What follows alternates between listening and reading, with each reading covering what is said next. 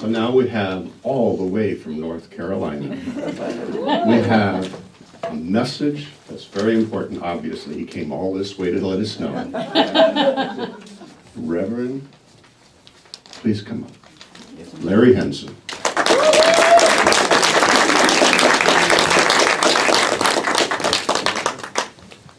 I always like to start out with meditation. I love doing meditation. I love receiving it. So what I ask you to do, if you would, is just to make yourself comfortable, close your eyes, and open your hearts.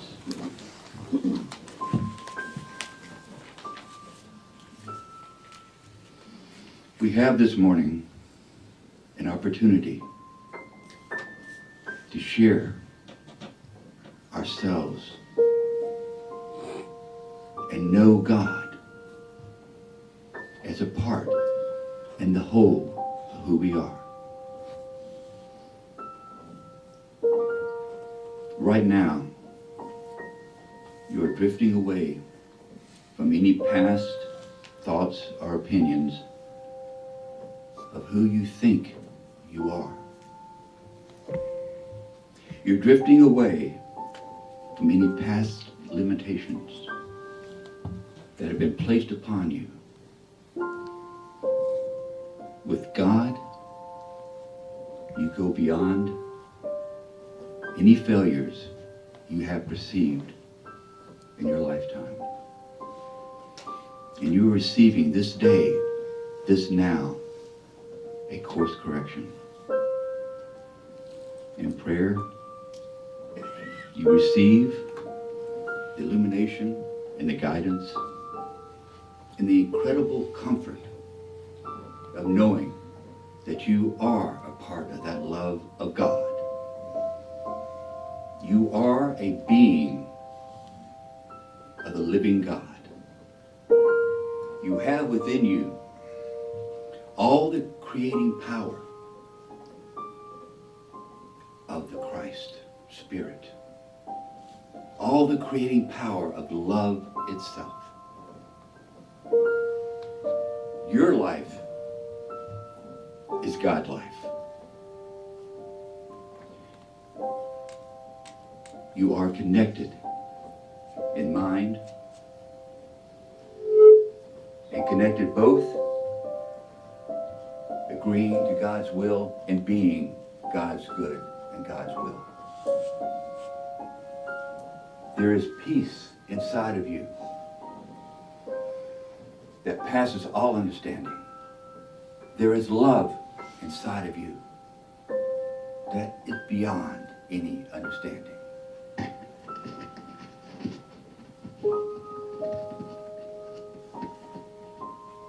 You are able, with the power inside of you,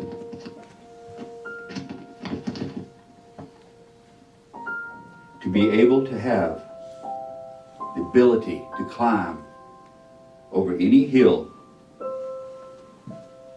of past failures. Any perceived Mount Olympia, a failure that you have, is nothing.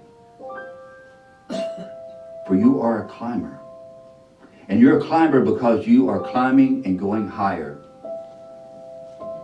You are agreeing to be all that is inside your heart. Dear God, I wish to go higher than I have ever gone before. I wish to love beyond any love I've known before.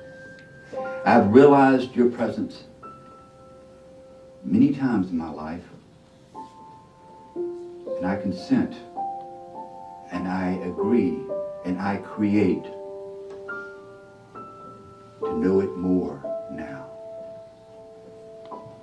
Dear God, I consent this day to be realized, to be immersed in that love itself. And I pray that you are all those and more inside of me. I give thanks for your presence,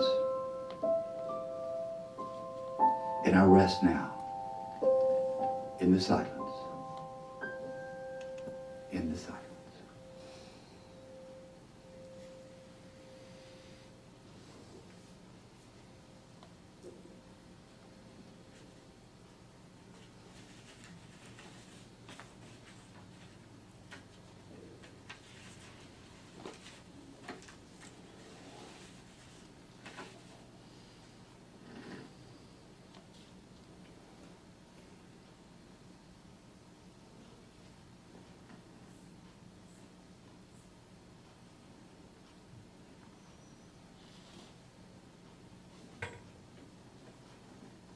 And know that God is alive in this room and in your very being. God is alive.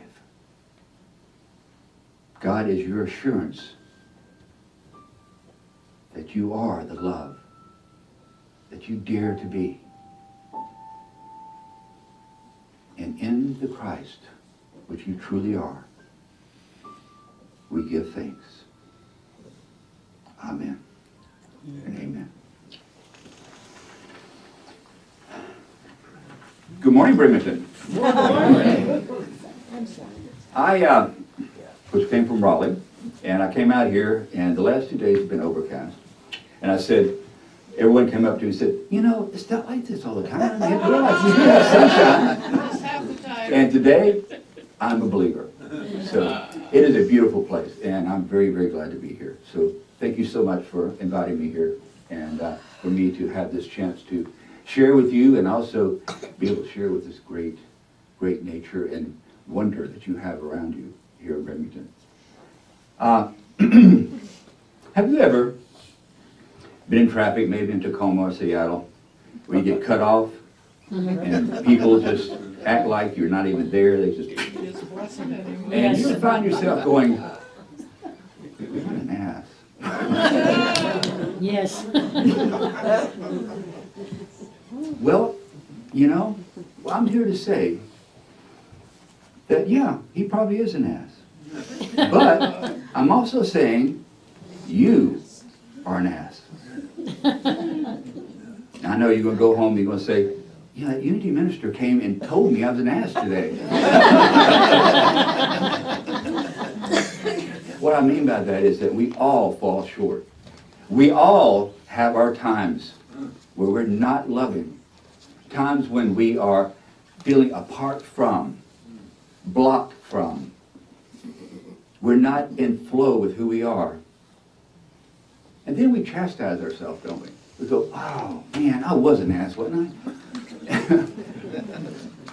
What you have to do is realize, and once you do realize, that everybody's an ass.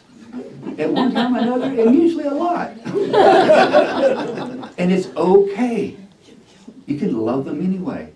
And it's okay because they can love you anyway. Because that's a part of the human condition, but it's not a part of our spiritual condition. Spiritually is all love. All of it. Every bit of it. Every single thing in this universe is constructed, made, created in and by love. A lot of people say, well, I want to try to be more loving, right? I want to try to be in a place where, I can just start, caring about things, and then get mad because you don't, right? Well, I got something to tell you about trying to be loving. Stop it. Just stop it. What I mean is that you don't have to try to be loving. Because you see, you are love. It's there. It's not something you obtain. It's not something you get. It's not something you try to be. It's something you are. And all we need to do is be aware that that is our nature. That it is who we truly are. And it's not about doing anything. It's about just falling in love. Falling into love. You ever notice that love is one of the few things they talk about falling into? Well, I'm falling in love with so-and-so. I'm falling in love with this. It's because love is something that is there that you can immerse yourself in entirely. You do fall in love. Like a like a love raindrop falls into the ocean. You're still there, you're still water, but you're part of that vast ocean. Well, we live in a vast ocean of love. It is nowhere where it's not present. I want to read to you a passage from the Bible. I always like to refer back to my Bible here anytime I have well,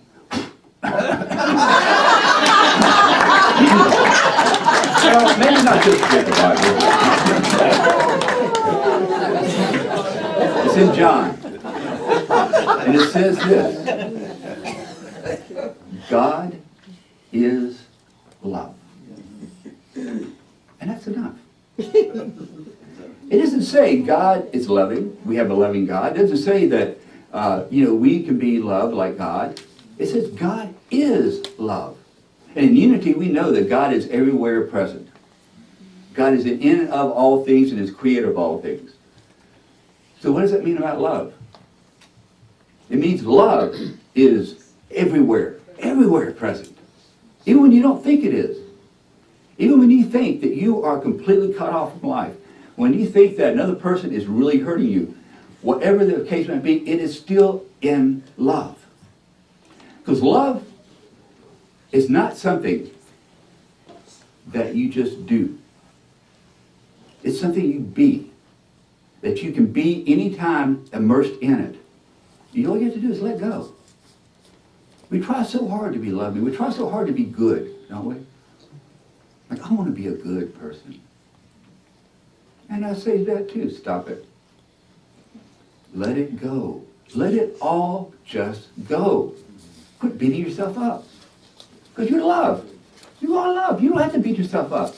All you have to do is let go and immerse yourself in that loving. Because once you do, once you're in that wonderful state of love, you can't have hate. You can't have resentment. You can't have doubt.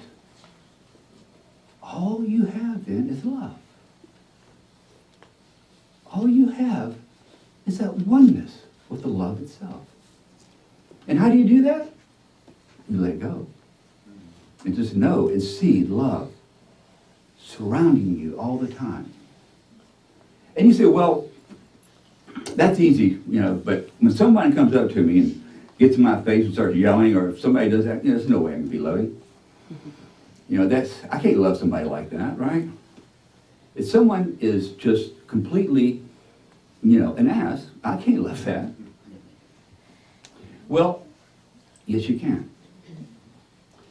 All you have to do is see that as an act of love. Everything in this world is one or two things. It's either an act of love or it's a cry for love. Very good. Yes. It is either love or a cry from love. You can thank Mary Ann for that. And that is true. So when someone is there doing something that you think makes them an ass, no, it's just crying for love. It's as if they have a label on them saying, please love me. Just go ahead and know that I'm loved too. Show me the way. Be loving so I can let go of all this stuff that keeps me from it. Mother Teresa said this. Someone came up to her and said, Mother Teresa, how can you love such unlovable people? Lepers with flesh falling off them, dirty, stinky people in the gutter. How can you love this kind of people? And she says, well, for me, it's very easy. Because when I see them, I say, Christ, what a beautiful disguise you have on today. Come with me and let's know love. That's how you do it. No, there's just a disguise. That love is there anyway. It always is there. You can't say on one hand, love is everywhere, God is everywhere present, and think that love is not. Because God is love. I like to, does anyone know Winnie the Pooh? He's one of my very, very favorite characters of all time. I love Winnie the Pooh. Winnie the Pooh is sort of a spiritual master, I think. And he, about love, Piglet came to him, he said, Pooh, how do you spell love? And Pooh answered, he said, oh, you don't spell love, you feel love. So he was, to me, always kind of like my first spiritual master when I was a kid. Eeyore, on the other hand, is another story. Now, Eeyore's an ass, right? Literally. And this is how he goes around. He goes around going, yes, I know. I don't think so. I don't think I can do that. It doesn't matter anyway. Nobody loves me. Nobody cares, so why should I even bother? But even though that is true, Pooh, Piglet, and Tigger always loves him. Always includes him. Always has him there. And that's what we need to do with people like Eeyore. Love them anyway. Invite them in anyway. Because if you're immersed in love, there's nothing they can do to you. Nothing. You're divinely protected in love.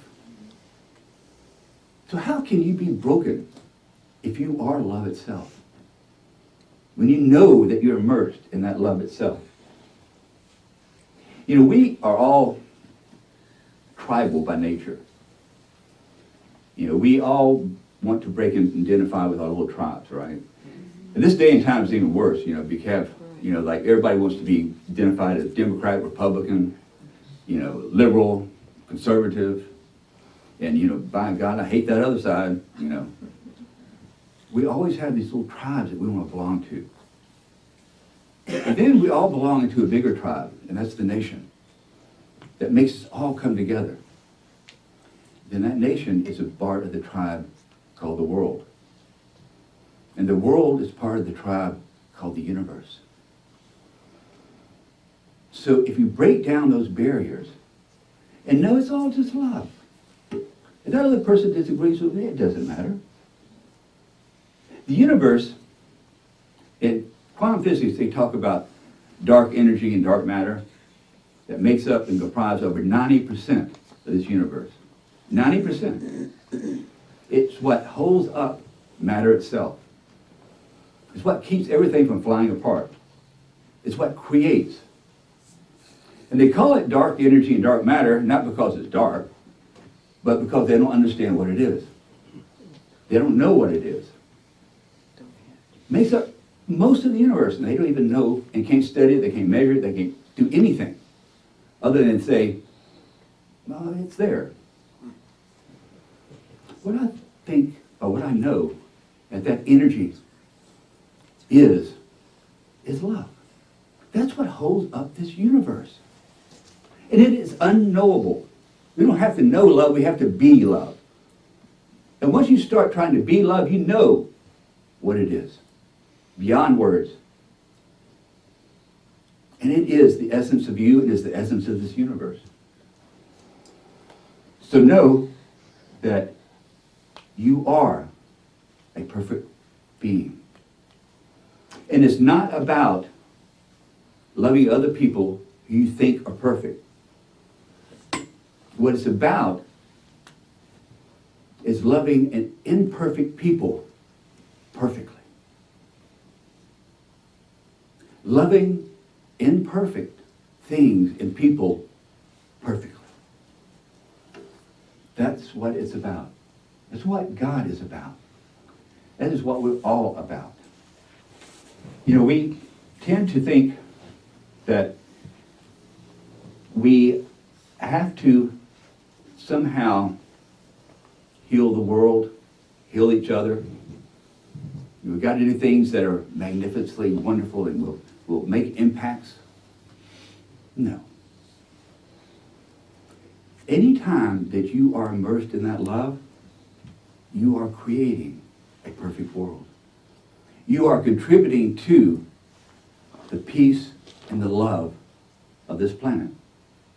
You don't have to do anything, but you have to become that love and be in that love. And know that love is what it is. And know that love is the pure joy of the moment. I want to say, when I was a minister at Fort Lauderdale Church down in Florida, I was involved in a AIDS group. I was a therapist as well as a minister. And so I volunteered to do this therapy group for AIDS patients at the home where they are group home for AIDS patients. I thought when I went that, God, this is going to be so difficult. You know, these people, you know, are a lot of the street people. A lot of them are people who are, you know, just all they've done is party all their life. They don't care about life. They don't care about anything. You know, and it's really going to be difficult to work with these folks, especially knowing they're dying. They're going to be really hard to reach. Just the opposite. Back then, this is the 90s, AIDS was a death sentence. If you got AIDS, that's it. You die. And they all knew it. Like I said, these are people who, some of them are pretty hardened people. But we got together in the group, we held hands, we talked about love. And those people were some of the most loving people I've ever known in my entire life. They were helping each other, they were loving each other, not thinking about themselves, but thinking about how the other people who have AIDS are feeling and trying to help and comfort them. And I think they did that because they knew their time on this earth was short. And if they didn't know love real soon, they would leave this planet never knowing it. So they became extremely loving. They immersed themselves in love. And they were so grateful for each moment they had. And what I want to tell to you today, don't wait for this sentence. Don't wait to think that your days are numbered. Don't think that you have to wait. Start loving and immersing yourself in love now. And know that love is all there is. And that love is truly what we're all after. Don't wait. Love. God bless you.